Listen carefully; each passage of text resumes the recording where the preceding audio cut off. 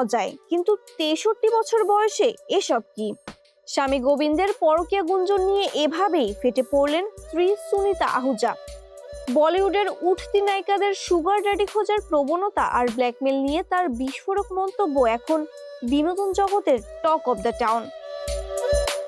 দীর্ঘ দাম্পত্যের টানাপোড়েন ছাপিয়ে এবার সরাসরি সুগার ড্যাডি সংস্কৃতির দিকে আঙুল তুললেন তিনি।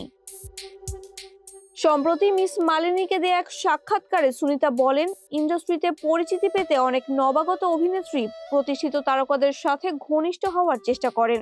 তার মতে অনেক স্ট্রাগলার নিজেদের খরচ মেটাতে সুগার ড্যাডির খোঁজ করে ব্ল্যাকমেইলের আশ্রয় নেন, যা ব্যক্তিগত জীবনকে বিষিয়ে তোলে।